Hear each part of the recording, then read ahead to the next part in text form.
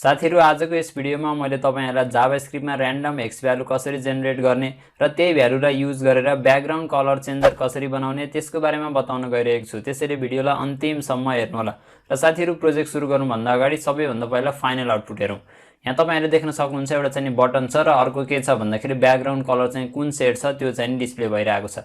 जब मैले चाहिँ यो बटनमा क्लिक गर्छु त्यसपछि देख्न सक्नुहुन्छ हाम्रो ब्याकग्राउन्ड कलर पनि चेन्ज भएको छ र त्यसैगरी ब्याकग्राउन्ड कलरमा हाम्रो चाहिँ हेक्स भ्यालु पनि चेन्ज भएको छ। फेरि मैले यहाँ क्लिक गरे भने देख्न सक्नुहुन्छ अर्को ब्याकग्राउन्ड कलर चाहिँ आएको छ। र साथीहरु आजको यस भिडियोमा हामीहरुले यही प्रोजेक्ट बनाउन गइरहेका छौं। Now let's begin the video. साथीहरु यहाँ तपाईहरुले देख्न सक्नुहुन्छ HTML को कोड रहेको छ र यो चाहिँ एकदमै सिम्पल छ। यसमा केही गाह्रो कुरा केही पनि छैन। सो मैले यहाँ चाहिँ के गरेको छु भन्दाखेरि एउटा डिभ लिएको छु र त्यसमा चाहिँ मैले क्लास कन्टेनर दिएको छु र त्यसैगरी एउटा बटन लिएको छु यो चेन्ज ब्याकग्राउन्ड भन्ने बटन र त्यसपछि मैले अर्को चाहिँ s2 ट्याग लिएको छु यो कलर शो गर्नको लागि।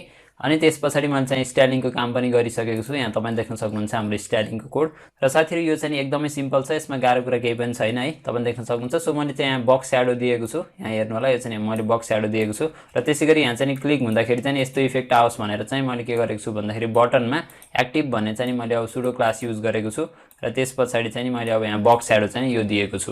र साथीहरु अब चाहिँ हामी जावास्क्रिप्टको कोड तर्फ लागौं। र साथीहरु जावास्क्रिप्टको कोड गर्नु भन्दा अगाडि के बुझौं भन्दाखेरि हामीले चाहिँ यो प्रोजेक्टलाई कसरी गर्छौं त्यसको बारेमा चाहिँ थोरै थ्योरी बुझौं। ल हेर्नुस् तपाईहरुलाई चाहिँ अब हेक्साडेसिमल भ्यालु भनेको के हो यो तपाईहरुले स्कुल लाइफमा पढिसक्नु भएको छ। सो हेक्साडेसिमल भ्यालुमा चाहिँ 16 वटा क्यारेक्टर हुन्छ। तपाईहरुले चाहिँ 0 देखि 9 सम्म राख्न सक्नुहुन्छ र त्यसैगरी तपाईहरुले चाहिँ A देखि F सम्म राख्न सक्नुहुन्छ। यो बाहेक तपाईहरुले चाहिँ अरु क्यारेक्टर राख्न सक्नु हुँदैन। अब तपाईहरुले चाहिँ म्याथ अब्जेक्टमा रहेको र्यान्डम मेथडलाई युज गरेर के गर्न सक्नुहुन्छ भन्दाखेरि नम्बरलाई चाहिँ जेनेरेट गर्न सक्नुहुन्छ।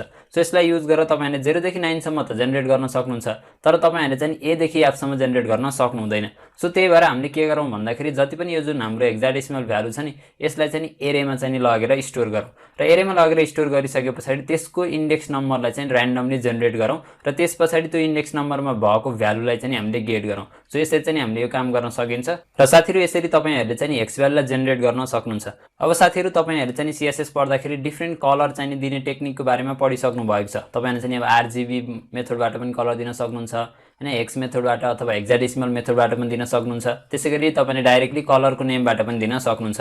अब तपाईले चाहिँ हेक्साडेसिमल भ्यालुबाट दिँदाखेरि के कुरा बुझ्नु पर्यो भन्दाखेरि सुरुमा चाहिँ हाम्रो ह्याश सिम्बल हुन्छ त्यसपछि तपाईले रेडको अनि ग्रीनको र ब्लूको चाहिँ भ्यालु दिनुपर्ने हुन्छ र तपाईहरुले चाहिँ के कुरा बुझ्नु पर्छ भन्दाखेरि ह्याश पछाडी चाहिँ 6 वटा क्यारेक्टर हुन्छ है। सो यो कुरा चाहिँ तपाईहरुले बुझ्नु पर्यो। सो हामीले चाहिँ अब के गर्नु पर्यो भन्दाखेरि ह्याश सिम्बल पछाडी चाहिँ 6 वटा क्यारेक्टर जेनेरेट गर्नु पर्यो।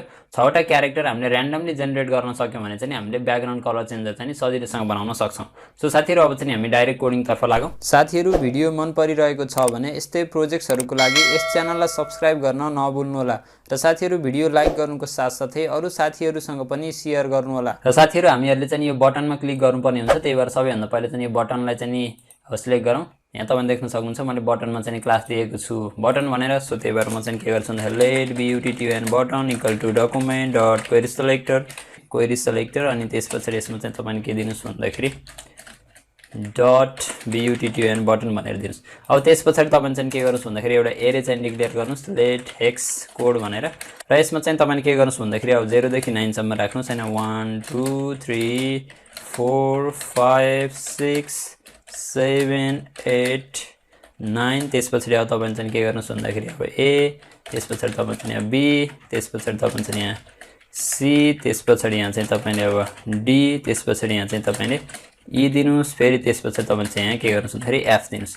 र साथीहरु त्यसपछि अब के गर्नुस् भन्दाखेरि बटनमा चाहिँ अब इभेन्ट लिस्नर चाहिँ अप्लाई गरौँ। सो त्यसपछि तपाईले चाहिँ button dot add event listener यसमा चाहिँ तपाईले CLSC के क्लिक त्यसपछि क्लिक हुँदाखेरि एउटा तपाईले गेट हेक्स भन्ने फंक्सनलाई कल गर्नुस् है गेट हेक्स। अब त्यसपछि तपाईले चाहिँ के गर्नुस् भन्दाखेरि फंक्सनलाई डिफाइन गर्नुस् फंक्सन गेट हेक्स।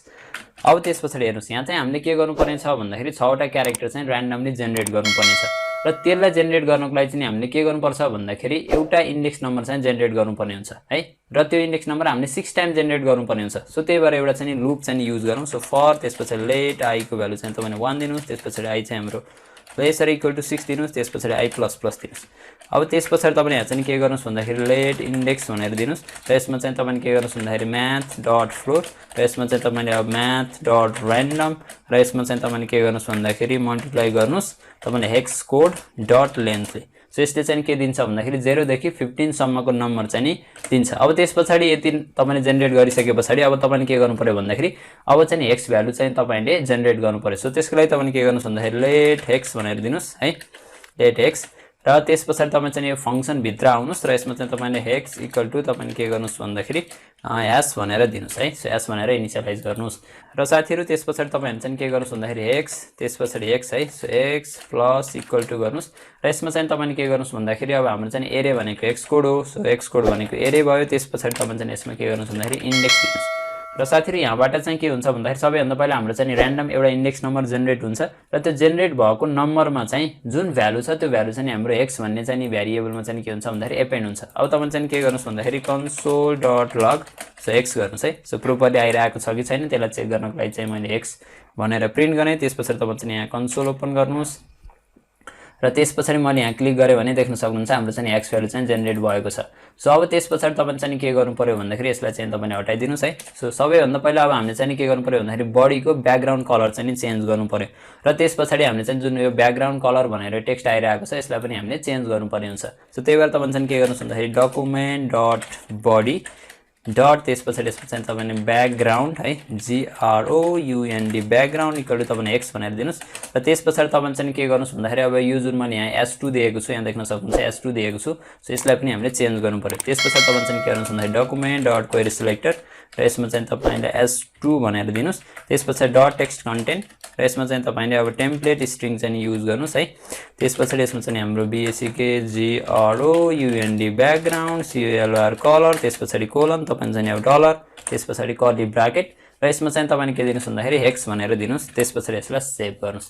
अब मैले यहाँ क्लिक गरे भने यहाँ देख्न सक्नुहुन्छ हाम्रो ब्याकग्राउन्ड कलर चाहिँ चेन्ज भएको छ तर हाम्रो चाहिँ के भयो भन्दाखेरि यो बडीमा चाहिँ चेन्ज भएन किन भन्दाखेरि तपाईले document dot body dot style गर्नु पर्यो है। So STYL style dot background गर्नुस् त्यसपछि यसलाई सेभ गर्नुस् र जब म चाहिँ यहाँ क्लिक गर्छु त्यसपछि देख्न सक्नुहुन्छ हाम्रो चाहिँ ब्याकग्राउन्ड कलर चेन्ज भएको छ र यो भ्यालु पनि हाम्रो चेन्ज भइरहेको छ यहाँ देख्न सक्नुहुन्छ।